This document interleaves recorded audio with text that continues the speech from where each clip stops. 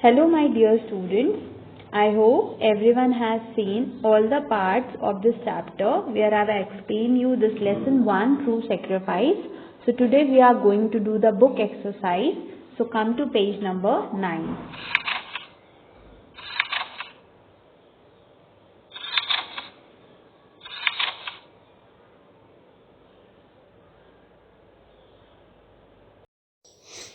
A. Tick the correct option. What you have to do? You have to put a tick mark in the whichever option is right. So let's start. 1. It is our duty to take care of our dash. Which is the right option? Girl? No. Neighbors? No. Boy? No. Guest? Yes. So correct option is guest. Put a tick mark and write here guest. G-U-E-S-T, guest. Second, Anuj become disinterested in worldly affairs. Right option is affairs. Right here affairs. A-F-F-A-I-R-S, affairs.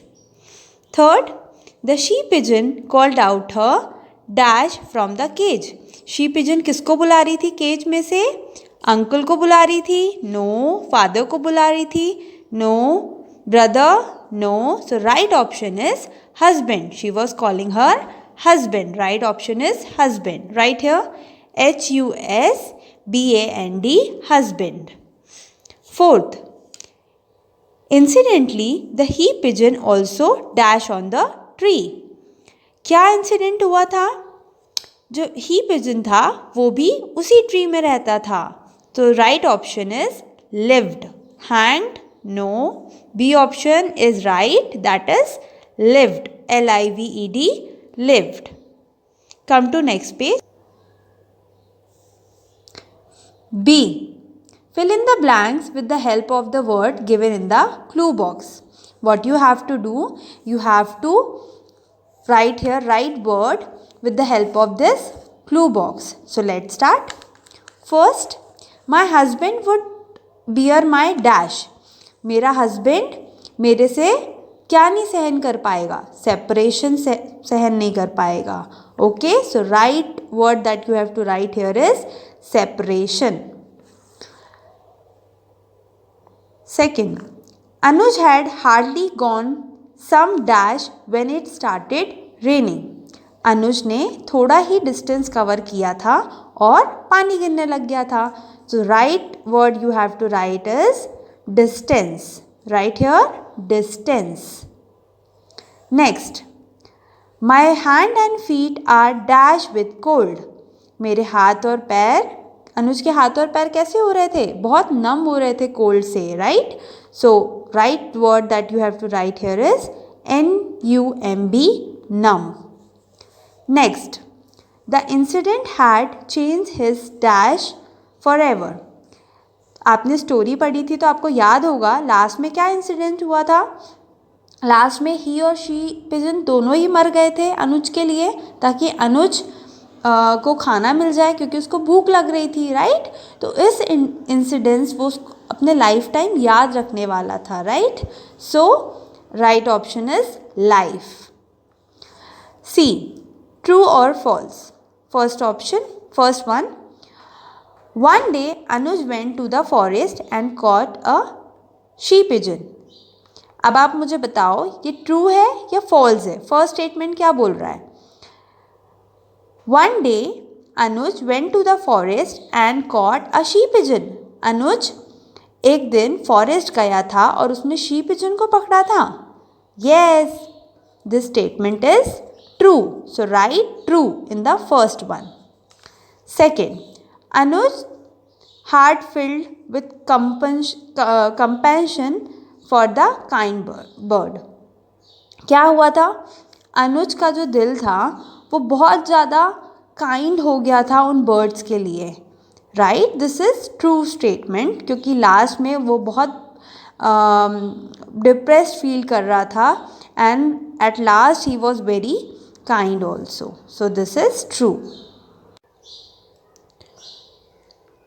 Third, the she pigeon called out to her husband to take revenge on Anuj. She pigeon ने अपने husband को इसलिए बुलाया था ताकि वो अनुज से बदला ले सके। So this statement is false. Write here false. Fourth, Anuj was a kind man. Anuj बहुत दयालु आदमी था।